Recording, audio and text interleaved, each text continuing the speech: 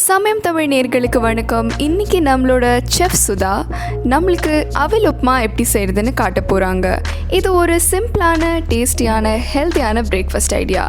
வாங்க இதை செய்கிறதுக்கு தேவையான பொருட்கள் என்னென்னு பார்க்கலாம்.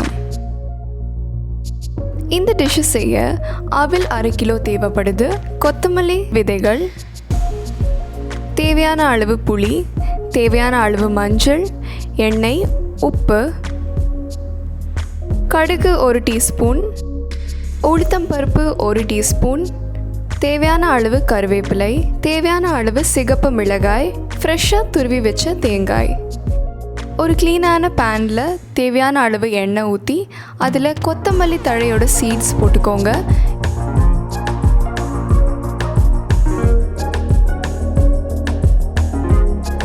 இப்போது சிகப்பு மிளகாய் ஆட் பண்ணி இந்த எல்லா இன்க்ரீடியன்ட்ஸையும் 2-3 நிமிஷம் வரைக்கும் ஃப்ரை பண்ணுங்கள். இப்போது இதை கூல்டவுன் ஆக சைடில் எடுத்து வச்சுருங்க. இப்போது இந்த இன்க்ரீடியன்ட்ஸில் ஒரு மிக்சர் ஜாரில் போட்டுக்கோங்க.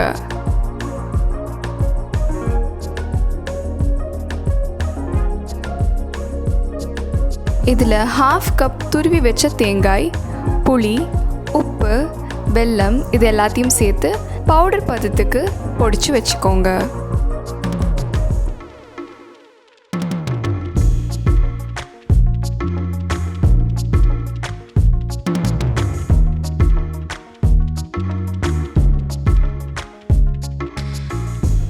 அடுத்ததான் நம்ம இப்போ ஒரு பேன் எடுத்து அதில் ஆயில் ஊற்றிக்கலாம். அதில் தேவையான அளவு கடுகு, உளுத்தம் பருப்பு, அப்புறம் கொஞ்சமாக பெருங்காயம் சேர்த்துக்கோங்க.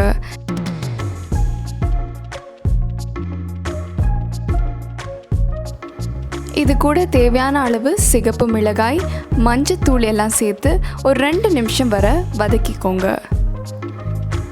இப்போது இந்த மிக்ஸ்சரையும் நம்ம பொடிச்சு வச்ச மசாலாவையும் ஒரு பவுலில் ட்ரான்ஸ்ஃபர் பண்ணிக்கோங்க.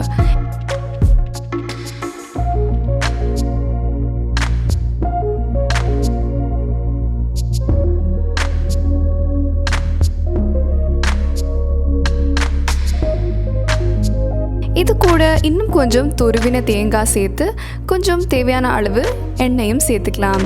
இந்த எல்லா இன்க்ரீடியன்ட்ஸையும் இப்போது தரோவாக மிக்ஸ் பண்ணுங்கள்.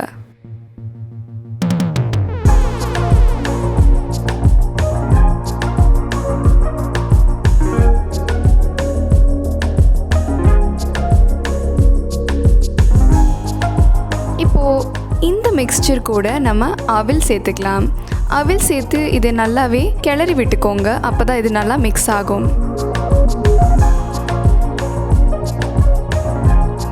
இந்த மிக்ஸ்சர் கொஞ்சம் அதிகமாகவே ட்ரையாக இருக்குதுன்னு உங்களுக்கு தோணுச்சுன்னா இதில் நீங்கள் உங்களுக்கு தேவையான அளவு எண்ணெய் கொஞ்சம் ஊற்றிக்கலாம்.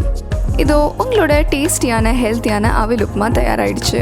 இதை நீங்கள் ஈவினிங் ஸ்நாக்காக கூட சாப்பிடலாம். அப்படி இல்லைனா ஹெல்த்தியான மார்னிங் பிரேக்ஃபாஸ்ட்டாக கூட சாப்பிட்டுக்கலாம். குழந்தைங்களுக்கும் கண்டிப்பாக பிடிக்கும். கொஞ்சம் சாஸ் இல்லைன்னா சட்னி வச்சு கொடுத்தீங்கன்னா. இந்த டிஷ் உங்களுக்கு பிடிச்சிருந்துன்னா கண்டிப்பாக வீடியோவை லைக் பண்ணுங்கள். இதை பற்றி உங்களோட ஒப்பீனியன்ஸ் என்னென்னு நீங்கள் காமெண்ட் செக்ஷனில் கண்டிப்பாக சொல்லலாம். சமயம் தமிழ் சப்ஸ்கிரைப் பண்ணாதவங்க மறக்காமல் சப்ஸ்கிரைப் பண்ணுங்கள்.